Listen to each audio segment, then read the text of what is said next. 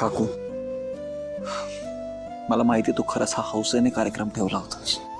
लांबरी वहिनी अचानक आल्या, वाटेल तसं वागल्या, तोंडाला येईल ते बोलल्या. हा, मी त्यांच्या वतीने तुमची माफी मागतो.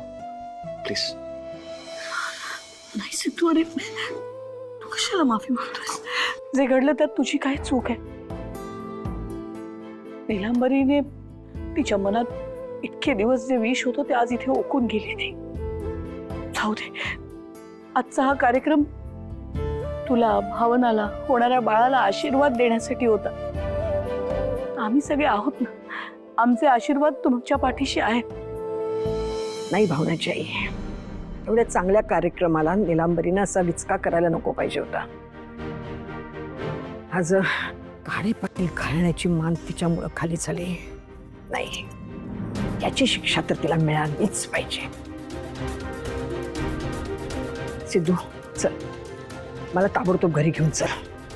चल उठ उठ चल. भावना, तू इकडेच थांब. मी तुला नेला थोड्या वेळाने येतो. जे घडलंय त्याच्यामुळे आधीच तुझा मनस्ताप झालाय, त्यात असून नको. काकू येतो.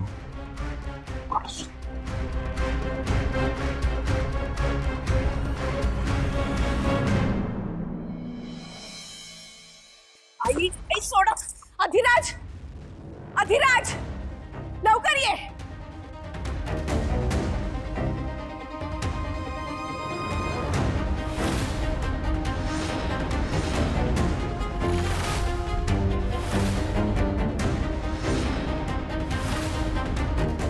आई कुठून घेऊन आलीस हिला तू? हे प्रश्न मला विचारण्याच्या ऐवजी तुझ्या बायकोला विचार. सुनबाई, जनाची नाही तर मनाची काहीतरी लाज. काय कपडे घातले ते? तुमच्याकडे बघायला मला लाज वाटते. रेणुका, काय हे सगळं? लाज वाटत होती मला. काय सांगू आता. आम्ही दळवींच्या घरात चोरोटीच्या कार्यक्रमाला गेलो होतो, तिथेही या अशा अवतारात आली. हो, इतकंच नाही, ती आपल्या घराण्याला शोभणार नाही असं वाटेल ते बोलत होती. नाहीतर काय. अरे हिला आपली सून म्हणायची सुद्धा लाज वाटते. लाज संपत. नीलांबरी, काय वागते तू असं? दारू बीर प्यालीस की काय? तिच्याशी एवढं गोडीत बोलण्यापेक्षा आधी त्यांना कपडे बदलायला लावा. अजिबात नाही, मी कपडे बदलणार नाही. आणि हो, मी काय दारू वगैरे प्यायली नाहीये, समजलं? मग सगळ्यांच्या दुतोंडी वागण्याने ना माझं डोकं फिरलंय. आणि ते ठिकाणावर आणण्यासाठी मी ही अशीच वागणार आहे.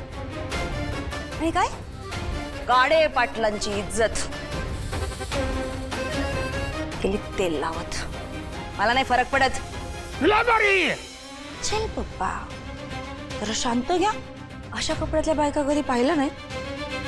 नीलांबरी!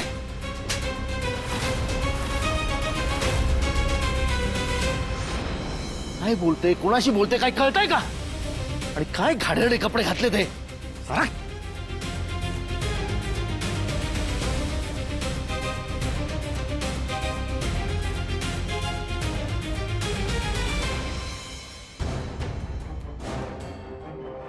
काय चाललंय तुमचं?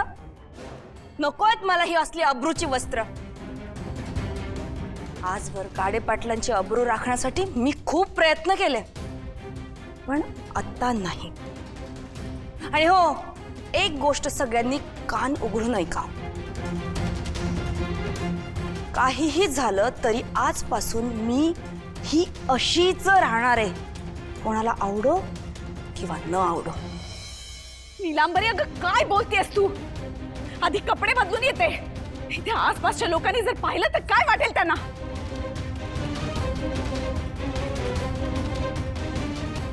काय ग रेणुका, काय झालं? मला अशा मॉडर्न कपड्यात पाहून जळतेस का तू? वहिनी, आईशी नीट बोला. सासू आहे तुमची ती. हो का सिद्धू? आणि तू तुझ्या सासूला अगं तुगं करून बोलतो ते चालतं? मग हे सगळे नियम माझ्यासाठीच का? ऐका ना, लाथ मारते मी तुमच्या या नियमांना. आता इथून पुढे बघाच हा निलांबरीचा जलवा. धीराज, अरे आमच्याने भगवत नाही आता. तुझ्या बायकोला काहीतरी समज दे ना. ते समज काय द्यायची तिला? ए अधिराज, खोलीत घेऊन जा. तिचा चेहरा सुद्धा आम्हाला इथं कोणालाही बघायचा नाहीये. घेऊन जा आधी तिला. निलांबरी, आज चल. हो बघा बघा, घाबरला तुमचा थोरला मुलगा. बघितलं ना? निलांबरी, आज चल. बघा बघा, सगळेजण बघा.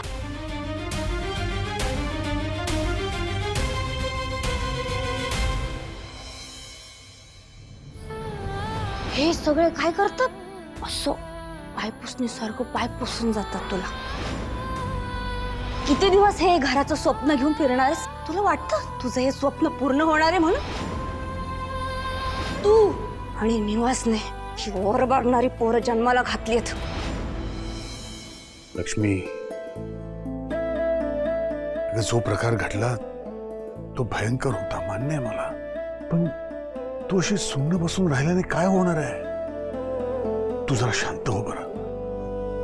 नको तो विचार करूस. जरा हे पाणी घे, पाणी पी, जरा बरं वाटेल.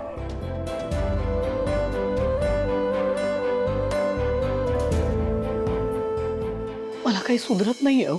म्हणजे निलांबरीकडे बघण्याचा माझा दृष्टिकोन किती वेगळा होता हो. गाडे पाटलांची सून, कायम खांद्यावर पदर, सगळ्या रीतीभाती पाळणारी, तिच्या मनात इतकी खतखत असेल असं कधी वाटलंच नव्हतं हो. आणि तुम्ही बघा ना, म्हणजे सिंचना आपल्यावर चिडली होती, तिचा राग अगदी रास्त होता. पण निलांबरी, ती का चिडली आहे इतकी? आणि तेही आपल्या भावनावर. तिच्या सगळ्या बोलण्यातून एवढंच कळलं मला की जे काही चांगलं वाईट होतंय त्याला ती फक्त भावनालाच जबाबदार धरते. की असूया मनात असणारी जाऊ जर असेल तर कसा निभाव लागणार आपल्या भावनाचा? लक्ष्मी, आपल्याला भावनाची काळजी करण्याची काही गरज नाहीये. अगं, भावना एकटी हे सगळं हाताळू शकते. आणि मुख्य म्हणजे भावना एकटी नाहीये ना. अगं, सिद्धू आहे तिच्या बरोबर. आपल्याला माहिती आहे ना सिद्धू किती काळजी करतो तिची. प्रत्येक गोष्टीत सिद्धू तिच्या बरोबर असतो. त्यामुळे आपल्याला काळजी करण्याची गरज नाहीये. तुम्ही जे बोलताय ते सगळं आहेच हो. तरी आज चोरोटीच्या कार्यक्रमात जे जे बोलली आहे ना निलांबरी, ती काही मनातून जात नाहीये. सतत तिचे शब्द कानावर पडतायत. लक्ष्मी, आपली भावना किती नशीबवान आहे आपल्याला माहिती आहे ना. अगं, रेणुकाताईंसारखी सासू मिळाली तिला, जी भावनाला सून नाही मुलगीच मानते. त्यामुळे तिकडे सिद्धू आहे, रेणुकाताई आहेत. त्यामुळे भावनेविषयी काळजी करण्याची काहीही गरज नाहीये. चला, तो खूप उशीर झालाय, झोप आता तो. इतकं सगळं झालं आज, कशी शांतपणे झोप लागेल सांगा बघू. लक्ष्मी, तू आता झोपणार आहेस की नाहीस?